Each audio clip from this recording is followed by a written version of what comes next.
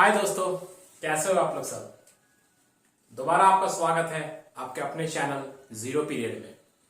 तो दोस्तों, पिछले वीडियो में हम लोगों ने बात किया था डिस्प्लेसमेंट या पोजीशन टाइम ग्राफ के बारे में, है ना। चीजों की पोजीशन या आप बोल सकते हैं दूरी और समय के ग्राफ के बारे में हम लोगों ने बात किया था और वहां से हम लोग वेग या चाल के बारे में पता किए थे। आज के इस वीडियो में हम लोग बात करेंगे वेलोसिटी टाइम ग्राफ के बारे में, मतलब वेग समय का ग्राफ के बारे में। तो चलिए दोस्तों, क्लास को स्टार्ट करते हैं और चलिए हम लोग पढ़ते हैं। आज हमारा टॉपिक है वेलोसिटी टाइम ग्राफ, यानी कि वेग समय ग्राफ। तो वेलोसिटी टाइम ग्राफ में देखिए बच्चों, हम लोगों ने यहां पे एक टेबल लिया है। यहां आप देख सकते हैं कि ऊपर में हम लोगों ने लिखा है वेलोसिटी इन मीटर पर सेकेंड और नीचे लिखा है टाइम इन सेकेंड। तो देखिए, मान लेते हैं कि टाइम स्टार्टिंग में 0 था। 0 समय में हमारा वेलोसिटी था 5 मीटर पर सेकेंड। उसके बाद समय हो गया 2 सेकेंड और वेलोसिटी 5 मीटर पर सेकेंड ही रहा। फिर समय हो गया 4 सेकेंड और वेलोसिटी जो है वो हमारा 5 मीटर पर सेकेंड ही रहा।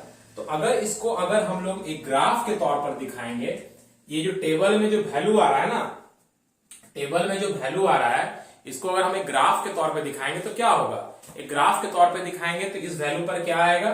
तो देखिए, इसमें अगर हम दिखाते हैं, एक टेबल है, ठीक है ना। इस टेबल का वैल्यू को ग्राफ में दिखा रहे हैं। तो देखो, यहां पर वेलोसिटी आ गया, यहां पर टाइम आ गया। अब क्या हो रहा है, टाइम जब 0 है तब वेलोसिटी कितना है, तो वेलोसिटी है 5 मीटर पर सेकेंड। जब टाइम 2 है तब भी वेलोसिटी 5 मीटर पर सेकेंड। जब टाइम 4 है तब भी वेलोसिटी 5 मीटर पर सेकेंड। इसका मतलब क्या हुआ, इसके मायने हुए कि टाइम तो बदल रहा है बट वेलोसिटी, वेग जो है वो बदल नहीं रहा है। वेग जो है वो एक ही रह जा रहा है। इसीलिए इस ग्राफ से हम लोग बोल सकते हैं कि इस ग्राफ का जो वेग है एक समान वेग है, मतलब यूनिफॉर्म वेलोसिटी है। मतलब जो पार्टिकल या जो ऑब्जेक्ट है वो यूनिफॉर्म वेलोसिटी से चल रहा है, यूनिफॉर्म वेलोसिटी से उसका मोशन हो रहा है। क्योंकि टाइम के साथ साथ, देखिए इसका टाइम के साथ साथ इसका वेलोसिटी जो है वो बदल नहीं रहा है, वो चेंज नहीं हो रहा है। ठीक है दोस्तों, वेलोसिटी बदल नहीं रहा है, चेंज नहीं हो रहा है। तो जब वेलोसिटी नहीं बदलता है या चेंज नहीं होता है, एक समान वेग से कोई वस्तु चल रहा है, तो उसका त्वरण यानी कि उसका एक्सेलरेशन कितना होगा दोस्तों, उसका एक्सेलरेशन हमेशा 0 होगा। क्योंकि त्वरण या एक्सेलरेशन का क्या होता है, v मतलब फाइनल वेलोसिटी मतलब फाइनल वेग, माइनस u मतलब इनिशियल वेलोसिटी मतलब इनिशियल वेग, डिवाइडेड बाय t यानी कि समय। अब अगर यहां पर वेग बदल ही नहीं रहा है, वेलोसिटी बदल ही नहीं रहा है, एक ही वेलोसिटी से चल रहा है, तो उसका एक्सेलरेशन कितना आएगा दोस्तों, उसका एक्सेलरेशन आएगा 0। तो यहां पर एक्सेलरेशन जो होगा वो 0 होगा। अब सोचिए कि इस ग्राफ में अगर आपको बोल दिया जाए कि ये जो पार्टिकल है जिसका आपने ग्राफ बनाया है, इसका डिस्टेंस कितना हो रहा है, डिस्टेंस ट्रेवल कितना कर रहा है, ये निकालिए, मतलब दूरी निकालना है। ये जो जिसका ग्राफ है वो पार्टिकल कितना दूरी कवर कर रहा है, क्या आप इस ग्राफ से दूरी निकाल सकते हैं या नहीं। तो देखिए, आप देख रहे हैं कि 5 मीटर प्रति सेकंड से ये चल रहा है ना, और ये वेग जो है वो फिक्स है, बदल नहीं रहा है। और कितना सेकंड तक चला, 4 सेकंड तक चला। तो 5 मीटर पर सेकंड को अगर आप 4 सेकंड से गुना कर दे दोस्तों, तो सेकंड और सेकंड कैंसिल हो जाएगा, आपके पास आ जाएगा 20 मीटर। मतलब इसका दूरी या विस्थापन जो होगा वो 20 मीटर हो जाएगा। हमको लगता है यहां तक समझ में आया होगा आप लोग को। 5 मीटर पर सेकंड से ये चल रहा था, कितना सेकंड तक चला, 4 सेकंड तक चला।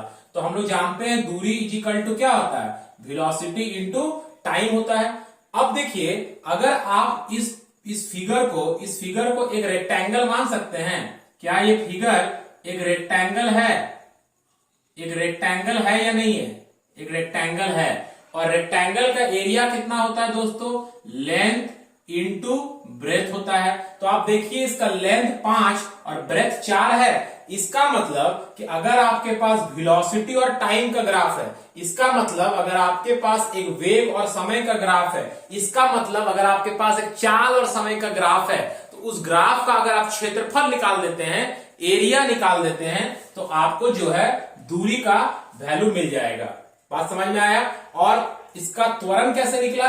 त्वरण निकला change in velocity by time करके। तो वेलोसिटी तो बदल नहीं रहा है, तो त्वरण या एक्सेलरेशन जो है वो 0 हो जाएगा। ठीक है, बात समझ में आया? चलिए अब हम लोग दूसरे ग्राफ की तरफ चलते हैं। यहां पर अब दूसरा ग्राफ है। टेबल क्या है? 0 time velocity 0, time 2 velocity 5, time 4 velocity 10, time 6 velocity 15। इसका अगर हम लोग ग्राफ बनाते हैं, 0 पर ये 0 है, 2 सेकंड में ये 5 में है, 4 सेकंड में ये 10 पे है और 6 सेकंड में ये 15 पर है। ठीक है, ये आप ग्राफ बनाते हैं इसका, तो आप पाएंगे कि इसका जो ग्राफ आ रहा है स्ट्रेट लाइन आएगा। इसका मतलब क्या हुआ? क्या इसका वेग या वेलोसिटी बदल रहा है कि नहीं बदल रहा है? बिल्कुल बदल रहा है, क्योंकि वेलोसिटी अगर नहीं बदलता तो ग्राफ ऐसा आता, एक वैल्यू पर रहता और सीधा एक्स एक्सिस के एक्स अक्ष के पैरेलल चला जाता। लेकिन यहां वेलोसिटी बदल रहा है, समय के साथ वेलोसिटी बदल रहा है, हर एक समय पर अलग अलग वेलोसिटी है। ठीक है, लेकिन वेलोसिटी में जो बदलाव हो रहा है वो एक समान बदलाव हो रहा है। वेलोसिटी तो बदल रहा है, लेकिन बदलाव जो है वो एक समान हो रहा है। तो ये असमान वेग से तो चल रहा है, वेग इसका असमान है, मतलब नॉन यूनिफॉर्म वेलोसिटी है। वेलोसिटी तो इसका नॉन यूनिफॉर्म है, ठीक है, लेकिन इसका त्वरण या एक्सेलरेशन जो है वो 0 नहीं आएगा।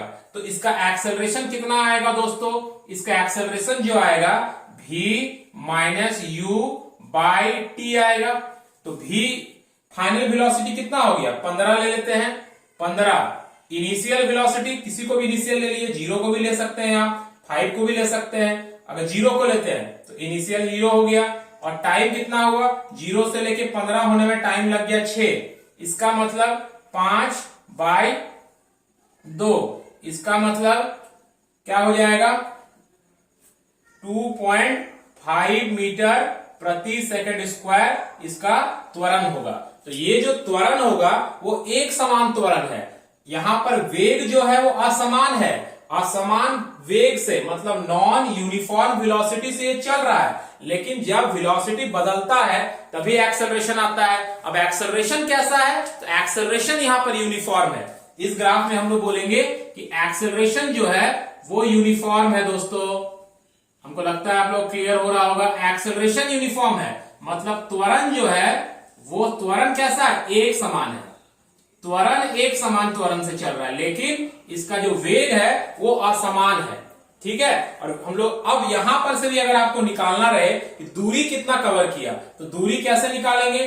फिर मैंने पहले ही कहा था कि दूरी निकालने के लिए इस फिगर का हम लोग को क्षेत्रफल या एरिया निकालना होगा। तो ये एक राइट एंगल ट्राइंगल बन रहा है, तो half into base 6 into height 15, तो 2 3 या 6 हो गया, तो 45 मीटर का दूरी ये कवर कर रहा है। तो आपके पास जब भी वेग या वेलोसिटी टाइम ग्राफ रहेगा, उस एरिया का आप क्षेत्रफल निकाल, उस फिगर का अगर आप क्षेत्रफल निकाल देते हैं, उस फिगर का अगर आप एरिया निकाल देते हैं, तो आपको क्या मिल जाएगा?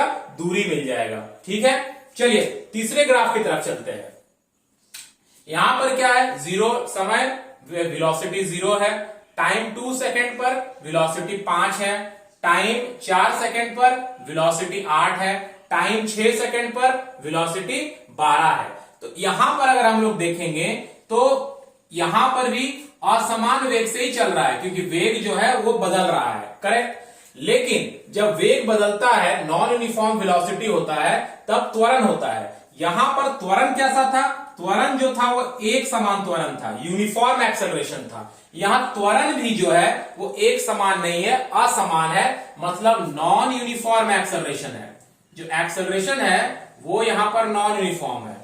वेलोसिटी तो नॉन यूनिफॉर्म है ही, एक्सेलरेशन भी यहां पर नॉन यूनिफॉर्म है, मतलब असमान त्वरण है। त्वरण कैसा है? असमान है। 0 तो त्वरण नहीं आएगा, लेकिन त्वरण आएगा भी क्या, क्या एक समान त्वरण आएगा? नहीं, असमान त्वरण है, क्योंकि जो बदलाव हो रहा है वेग में, वो बदलाव भी एक जैसा नहीं हो रहा है। यहां पर आप देखिए, हर एक 2 सेकंड में जो वेग है 5-5 करके बढ़ रहा था, यहां पर तो बढ़ ही नहीं रहा था, मतलब यहां तो बदलाव ही नहीं हो रहा था। यहां बदलाव हो रहा था, हर 2 सेकंड में 5-5 यूनिट बढ़ रहा था। यहां देखिए, पहला 2 सेकंड में 5 बढ़ा, दूसरा 2 सेकंड में 3 बढ़ा, तीसरा 2 सेकंड में फिर 4 बढ़ गया। तो जो बदलाव हो रहा है वेग में, वो भी एक जैसा नहीं हो रहा है, तो यहां पर असमान त्वरण हो जाएगा। यहां तक बात समझ में आया आप लोगों को? तो ये था आज हमारा वेलोसिटी टाइम ग्राफ या वेग समय ग्राफ। ठीक है, यहां पर अगर आपको त्वरण निकालना पड़े तो आप पूरे का त्वरण, जैसे यहां पर आप किसी भी 2 पॉइंट को लेकर त्वरण निकाल सकते हैं, क्योंकि वो एक समान त्वरण से चल रहा है। यहां नहीं निकाल सकते हैं, क्योंकि यहां पर हर एक जगह पर त्वरण अलग अलग हो जाएगा, और ये एंगल भी अलग अलग आएगा, क्योंकि वेलोसिटी टाइम का अगर ग्राफ है, मतलब वेग समय का ग्राफ है, तो हम लोग एक्सेलरेशन को स्लोप से भी निकाल सकते हैं, जो मैंने प्रीवियस वीडियो में आपको बताया था स्लोप के बारे में। Slope of velocity time graph, मतलब अगर आप वेलोसिटी टाइम ग्राफ का स्लोप निकालते हैं दोस्तों, तो उससे भी एक्सेलरेशन निकल जाएगा। जैसे पहला वाला ग्राफ में अगर बात करें, स्लोप का मतलब क्या होता है? स्लोप का मतलब मैंने आपको बताया था कि tan थीटा होता है। आप लोग अगर वीडियोस को रेगुलरली देखते रहेंगे दोस्तों, तभी आपको लिंक मिल पाएगा कि कौन सा टॉपिक किससे रिलेटेड है। फिजिक्स में या केमिस्ट्री में क्या होता है ना, ये जो लिंक होता है, ये जानना बहुत जरूरी होता है। ठीक है, तो चलिए, tan थीटा होता है, जैसे कि मैंने बताया था, ये जो एंगल होगा इसे हम लोग थीटा लेते हैं। तो अब अगर पहले वाले ग्राफ में आप देखिए, तो पहले वाला जो ग्राफ है वो एक्स अक्ष के साथ, एक्स एक्सिस के साथ कोई एंगल नहीं बना रहा था, 0 एंगल बना रहा था। यहां थीटा कितना था? तो 0 डिग्री था। तो tan 0 0 होता है, इसलिए इसका एक्सेलरेशन भी 0 आया। यहां पर देखिए, कुछ ना कुछ एंगल बना रहा है, tan थीटा क्या हो जाएगा? परपेंडिकुलर बाय बेस, 15/6 ही आया था। यहां पर अगर आप देखिएगा, तो हर एक पॉइंट पर से अगर हम स्ट्रेट लाइन ड्रॉ करेंगे, टेंजेंट या स्पर्श रेखा ड्रॉ करेंगे, तो हर कोई अलग अलग एंगल बनाएगा, तो अलग अलग tan थीटा आएगा, मतलब त्वरण भी अलग अलग आएगा। तो आपको याद रखना है कि अगर आपके पास वेलोसिटी टाइम ग्राफ है, अगर उस ग्राफ का आप एरिया निकालते हैं तो दूरी या विस्थापन निकल जाएगा, और अगर आप उसका स्लोप निकालते हैं, या आप v-u/t करके भी निकाल सकते हैं, तो आपको त्वरण मिल जाएगा। जैसे फॉर एग्जाम्पल एक छोटा सा उदाहरण लेते हैं दोस्तों यहाँ पे, तो आपको और क्लियर हो जाएगा। मान लीजिए कि एक इस तरह का ग्राफ दिया हुआ, इधर वेलोसिटी है मीटर प्रति सेकंड में, और इधर टाइम दिया हुआ है सेकंड में। ठीक है, मान लीजिए ये यहाँ पर 12 है, और ये मान लीजिए यहाँ पर 5 है, ये 0 टाइम है। आपको पूछ रहा है कि त्वरण कितना है और दूरी कितना वो पार्टिकल ट्रेवल कर रहा है। ठीक है, दूरी कितना कवर कर रहा है, दूरी कितना कवर किया वो पार्टिकल, वो निकालना है, और त्वरण निकालना है। तो पहले अगर हम लोग त्वरण या एक्सेलरेशन निकालें, तो एक्सेलरेशन कैसे निकलेगा? तो v-u/t से निकलेगा। ठीक है, तो अगर यहां पर v-u/t का आइडिया लगाते हैं हम लोग, v मतलब फाइनल वेग, यहां पर u स्टार्टिंग में इसका कितना वेग था? स्टार्टिंग में इसका वेग था 12, और धीरे धीरे वेग घटते घटते कितना हो गया? 0 हो गया। तो फाइनल वेग हो गया 0, इनिशियल वेग हो गया 12, और टाइम हो गया 5। तो इसका मतलब -12/5 आएगा। -12/5 मतलब -2.4 मीटर पर सेकंड स्क्वायर इसका त्वरण आ जाएगा दोस्तों। ठीक है, उसके बाद क्या हुआ? इसका अगर हमको डिस्टेंस कितना ट्रेवल किया ये निकालना है, तो डिस्टेंस ट्रेवल निकालने के लिए हमें क्या करना होगा? एरिया निकालना पड़ेगा। तो आप इसके एरिया निकाल दीजिए, half into base into height. ठीक है, तो 2 6 12 हो गया, तो ये 30 मीटर का दूरी कवर किया। और यहां पर देखिए, वेग जो आप वेग है वो समय के साथ घट रहा है दोस्तों, इसीलिए त्वरण जो है वो नेगेटिव में आ रहा है, जो बता रहा है कि यहां पर समय के साथ वेग का जो मान है वो घट रहा है। तो इस तरह से आप वेग और समय के ग्राफ को सॉल्व कर सकते हैं। तो चलिए आज के वीडियो को यहां पर एंड करते हैं। आप लोग अपने टेक्स्ट बुक से क्वेश्चन बनाइए ग्राफ का, देखिए बहुत आसानी से सॉल्व हो जाएगा। और कहीं भी परेशानी आती है तो हमें बताएं, कमेंट में बताएं या हमें व्हाट्सअप करें। ठीक है, तो चलिए नेक्स्ट वीडियो में फिर मुलाकात होगी। आज की वीडियो को यहीं पर स्टॉप करते हैं। थैंक यू, और अगर आप लोगों को हमारे चैनल से थोड़ा भी फायदा हो रहा है तो हमारे चैनल में जितने भी वीडियोस है आपके क्लास के उसको देखते रहे, उसके नोट्स बनाते रहे और पढ़ाई को अपना अच्छे से करते रहे। Thank you, bye, take care.